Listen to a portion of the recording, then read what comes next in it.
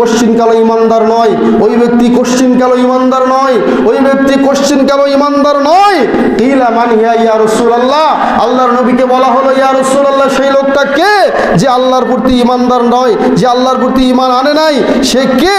তখন আল্লাহর নবী বললেন আল্লাযী লা ইয়ামানু জারুহু বাওয়াইকাহু, ওই প্রতিবেশী যেই প্রতিবেশী তার অপর প্রতিবেশীর পক্ষ থেকে তার অনিষ্ট থেকে নিরাপদ নয়, তার মানে সবসময় ভেজালের মধ্যে রাখে, সবসময় অশান্তির মধ্যে রাখে, সবসময় কষ্টের মধ্যে রাখে, এই প্রতিবেশী কোনোদিন ইমানদার হতে পারে না, এই প্রতিবেশী কোনোদিন মুসলিম হতে পারে না, একে আল্লাহ ইমানদার বলে বিবেচনায় নেন না। বলেন নাউযুবিল্লাহ।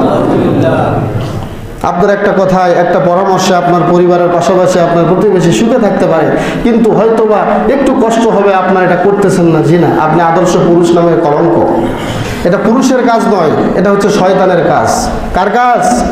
শয়তানের কাজ এটা ভাই। এই জন্য আমাদের উচিত নিজেদের হক আদায়ের পাশাপাশি, স্ত্রী পরিবারের হক আদায়ের পাশাপাশি প্রতিবেশীর হক আদায় করতে হবে।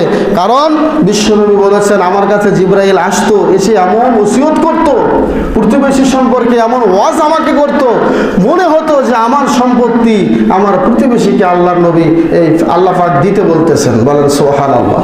এমনভাবে আল্লাহ ফেরেশতাকে পাঠিয়ে আল্লাহর নবীকে প্রতিবেশী সম্পর্কে নসিহত করতেন। সুবহানাল্লাহ।